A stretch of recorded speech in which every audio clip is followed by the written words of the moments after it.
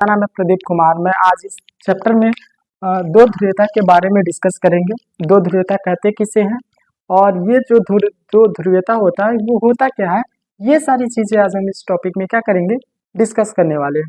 ठीक है, तो हम सबसे पहले देखेंगे क्या, जो प्रथम विश्व युद्ध हुआ था, जो प्रथम विश्व युद्ध हुआ था यानी कि जो फर्स्ट वर्ल्ड वार हुआ था, वो हुआ था 1914 से लेकर 1918 के बीच। ठीक है, ये जब प्रथम विश्व युद्ध हो चुका, उसके बाद एक और विश्व युद्ध हुआ था जिसका नाम है द्वितीय विश्व युद्ध। ठीक, ये हुआ था 1939 ईस्वी से लेके 1945 ईस्वी तक।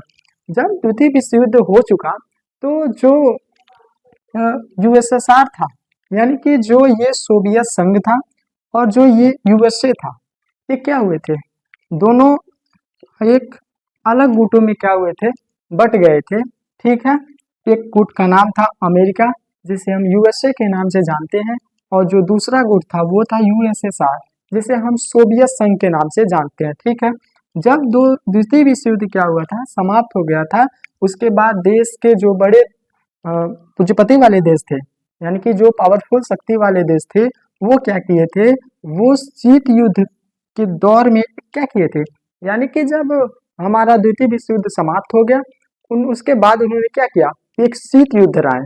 और शीत युद्ध का मतलब होता क्या है, ये हम यहाँ पे देखेंगे। तो एक ऐसी व्यवस्था, यानी कि एक ऐसी स्थिति, एक ऐसी व्यवस्था जब युद्ध का माहौल बना हो, क्या हो, युद्ध का माहौल क्या हो, सभी जगह क्रिएट हो जाता है, किंतु क्या होता है, प्रत्यक्ष रूप से। ठीक है, प्रत्यक्ष रूप से युद्ध ना होता है, इसे हम शीत युद्ध कहते हैं। यानी कि जो ये युद्ध होता है, ये इसमें कोई खून खराबी नहीं होती है। ठीक है, इसमें बस विचारों का क्या होता है, विरोध होता है। कह सकते हैं कि जो शीत युद्ध है, यानी कि इसे हम जो कोल्ड वार है, जो शीत युद्ध है, ये शीत का मतलब होता है ठंडक। ठीक है, और युद्ध का मतलब होता है वॉर। ठीक है, लड़ाई झगड़े। ठीक है, तो जो ये शीत युद्ध होता है वो क्या था, एक ऐसी व्यवस्था थी जिसमें क्या होता था, युद्ध का माहौल बना होता था। सही है, उसके बाद क्या होता था, युद्ध का माहौल तो बना हुआ है, फिर क्या होता था, युद्ध होता ही नहीं था। एक ये विचारों की क्या थी, युद्ध थी। ठीक है, एक तरह से कह सकते हैं ये जो युद्ध था वो विचारों का युद्ध था, ये हथियारों वाला युद्ध नहीं था। तो जो 1945 में युद्ध हो गया, द्वितीय विश्व युद्ध हो गया, उसके बाद क्या हुआ, ये शीत युद्ध का दौर चला, और ये शीत युद्ध में जो दुनिया के बड़े बड़े देश थे, वो क्या किए कि इसके बाद क्या होगा, कोई भी युद्ध नहीं होगा। यानी कि विश्व स्तर पे द्वितीय विश्व युद्ध समाप्त होने के बाद शीत युद्ध में ये प्रस्ताव रखा गया कि अब दुनिया में कोई भी ऐसी बड़ी युद्ध क्या हो, न हो। अगर युद्ध होता है किसी भी दुनिया में तो क्या होता है, जन धन की हानि पहुंचती है, उस देश की क्या होती है, अर्थव्यवस्था खत्म होने लगती है। ठीक है, बहुत सारी दिक्कतों का सामना उस देश में करना होता है। ठीक है, तो ये शीत युद्ध में ये सारी चीजें बातें कही गई। ठीक है, अब जब ये यूएसए और जो सोवियत संघ था, इन लोगों में क्या हुआ था, ये दो ध्रुवों में बट गया। जब 1945 के बाद ये क्या हुआ था, दो ध्रुवों में बट गया, जिसे हम यूएसए के नाम से जानते हैं, और जो दूसरा था वो सोवियत संघ था। ठीक है, अब जो यूएसए था वो कैसा देश था, तो जो यूएसए था वो था पूंजीपति वाला देश। ठीक है, पूंजीपति यानी कि रिच वाला देश था। ठीक है, उन लोगों के पास ढेर सारी संपत्ति थी। ठीक है, ये सारी चीजें कहाँ पे थी, ये अमेरिका के पास था। और जो सोवियत संघ था वो क्या था, साम्यवाद व्यवस्था थी, समाजवादी व्यवस्था के अंतर्गत ये जो सोवियत संघ था वो चलता था।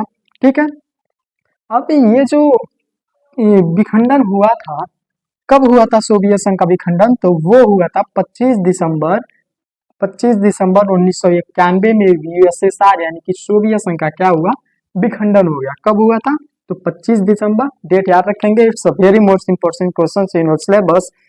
25 दिसंबर 1991 को क्या हुआ था, यूएसएसआर यानी कि सोवियत संघ का क्या हुआ, विखंडन हो गया। अब विखंडन होने का अर्थ क्या है कि जो सोवियत संघ था वो छोटे छोटे टुकड़ों में क्या हो गया, टूट गया। और उस सोवियत संघ में कितने गणराज्य थे, तो ये सारी क्वेश्चंस आती है। तो वो सोवियत संघ में कितने गणराज्य थे, सोवियत एक बहुराष्ट्रीय राज्य था, यानी कि उसमें बहुत सारे क्या थे, राज्य थे, और उन राज्यों में से क्या था, ये 15 राज्य थे। ठीक है, सोवियत संघ में कितने राज्य थे, तो हम याद करेंगे जो सोवियत संघ है उसमें टोटल 15 राज्य थे, 60 से अधिक राष्ट्रीय समुदाय थे। जो सोवियत संघ था उसमें क्या था, 60 से अधिक क्या थे, राष्ट्रीय समुदाय थे, 15 गणराज्य थे। इसके पास यानी कि जो सोवियत संघ है इसके पास क्या थी, प्राकृतिक गैस थी, बॉक्साइट थी, लोहा था, कोयला के क्या थे, विशाल भंडार थे। ठीक है, इन्हीं सारी बातें हमने सीखा।